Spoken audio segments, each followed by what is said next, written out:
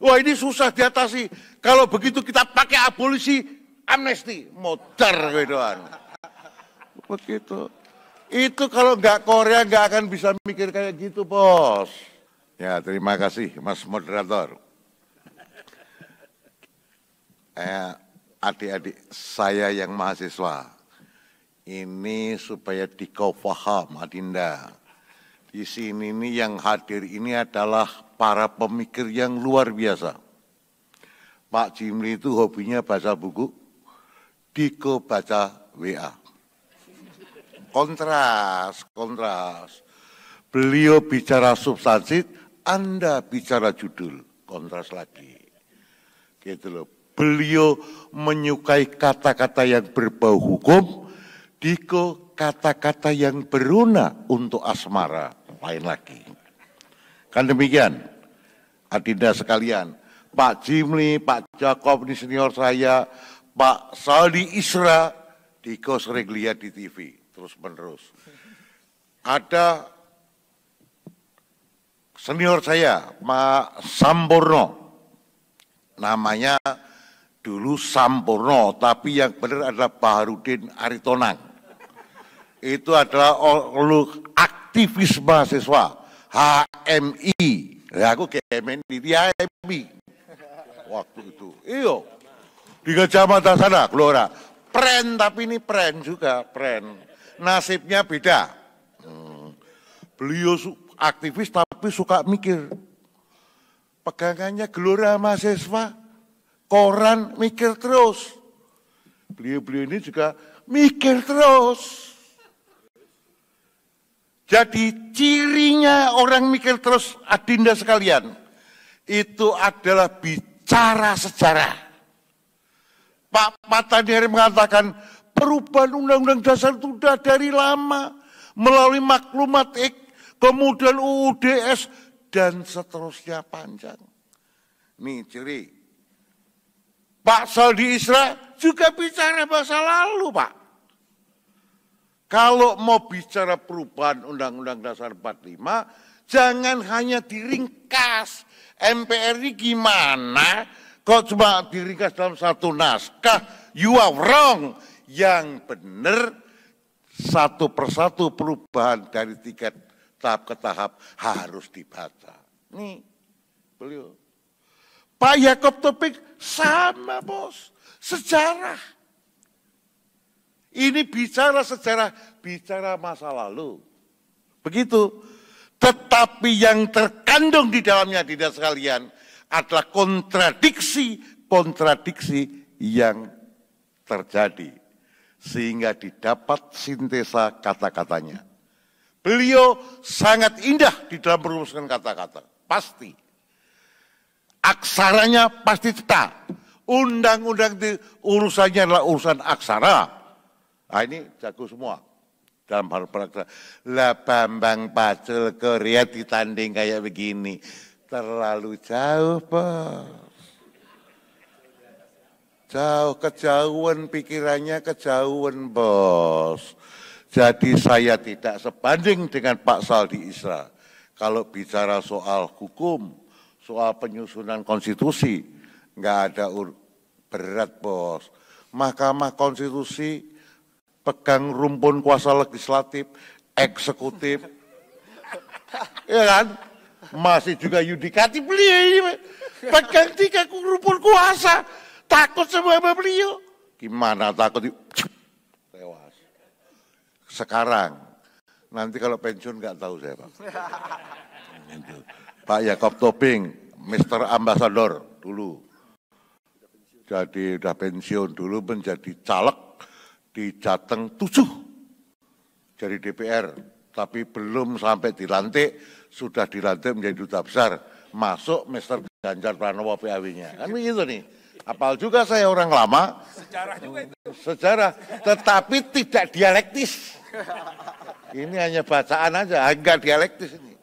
Kalau MDH kan dialektis harus, ini enggak. Jadi ini Adinda sekalian, usulan perubahan hampir pasti. Karena yang tetap itu ya perubahan itu. Tetapi MPR sangat menyadari itu kewenangan MPR pasal 3, bos. 3 tugasnya. 1, melantik presiden dan wakil presiden. Nih orangnya pernah melantik. Itu juga. Pak Rusdi Kirana melantik juga, Pak. Mana tahu, Pak. Pak Rusdi Kirana ini senasib dengan Bambang Pacul. Ini Korea melenting, Pak. Korea melenting, dia sudah melenting dulu di ekonomi, pegang pesawatnya 700 biji, masuk ke politik, seling ke beliau. Coba tanya sejarahnya. Ampun, sejarahnya beliau ini udah tahu nanti pesawat yang akan mendarat yang mana dulu. Wong tukang ngecap, izin lah, boleh ya Pak? Jangan. Oh nggak boleh. Intinya beliau Korea lah. Itu aja. Iya Korea asli. Beliau sering naik ke atas. Itu kalau disuruh baca buku pasti malas. Ini eksekusinya gimana ini eksekusinya? Eksekusi Pak. Bambang Pacul eksekusinya gimana? Itu aja. Ini ada pasal. Gimana ngatasinya? Begitu aja. Wah ini susah diatasi. Kalau begitu kita pakai abolisi amnesti. Modar gitu.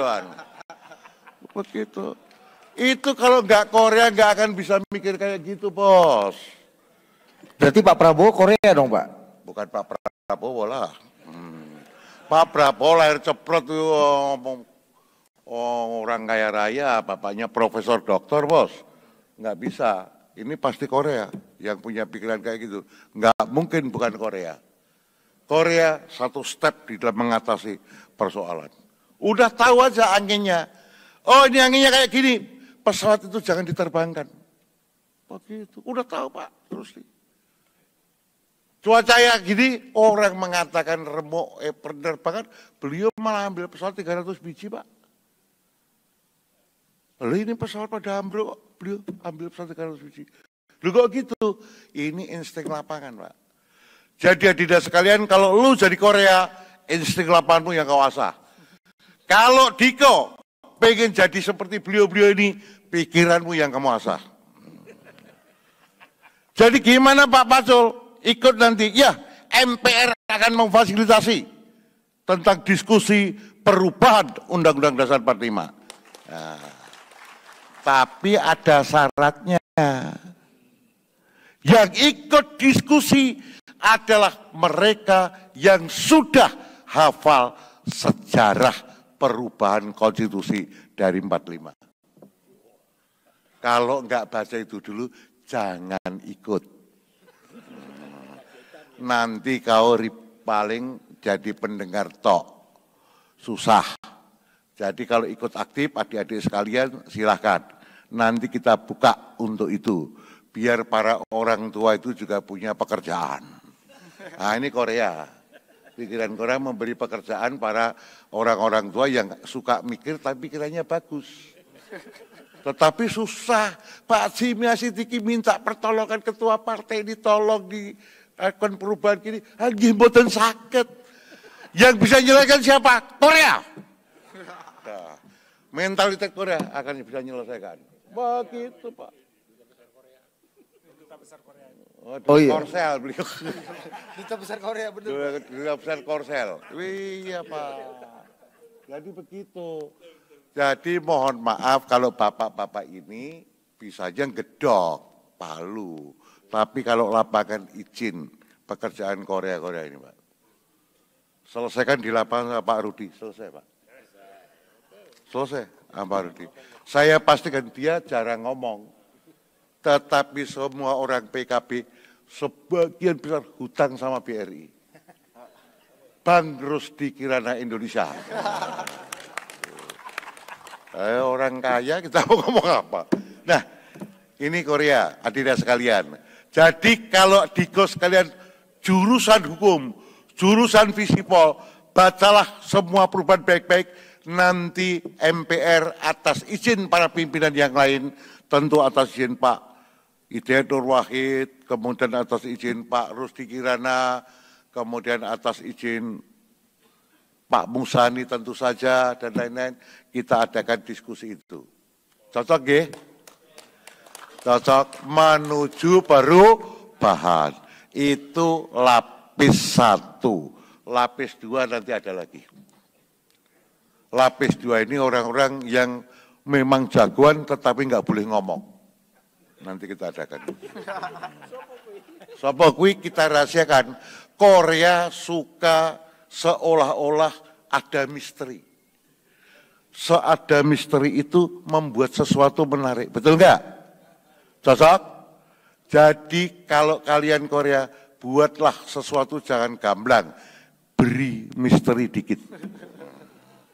Itu saya kira saya tidak akan membuat kesimpulan aneh-aneh. Kesimpulannya sebagai pimpinan MPR, saya pastikan untuk menuju ke perubahan, diskusi supaya mentereng ini nggak setuju amandemen. Tapi orang akan mentereng pakai kata-kata asing amandemen, Pak. Kalau perubahan tiap hari kita baca, Pak. Tapi kalau amandemen, wow mantap. Wah ya wah banget itu, Pak. Lah iya, tapi ini biar lebih hebat, karena kan Korea itu yang penting kan kehebatannya itu, Pak. Bukan kebenaran, Pak, hebat. Gitu loh. Kalau kebenaran nggak penting tugas jenengan, tapi harus terlihat hebat, maka pembicaraan kita nanti dari MPR akan mengadakan diskusi rutin untuk perubahan amandemen.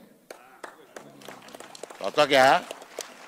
2 lapis yang kita umumkan.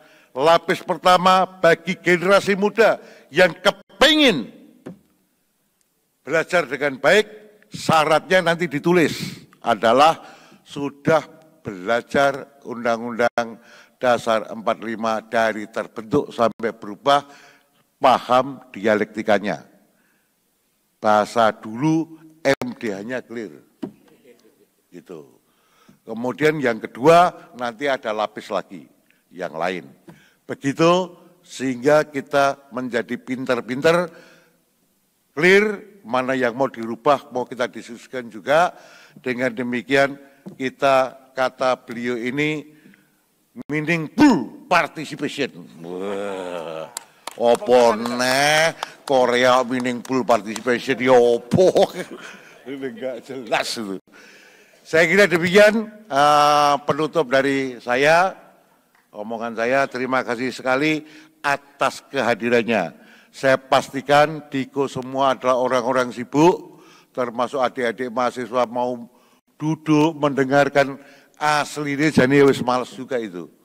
Ya itu, tetapi hari ini terima kasih ya hadirin sekalian, kau mendapat pelajaran yang baik pada hari ini. Yang tetap ingin belajar konstitusi, majulah. Nanti kita umumkan secara resmi di mana diskusinya, caranya seperti apa. Oke? Clear? Terima kasih. Wassalamualaikum warahmatullahi wabarakatuh.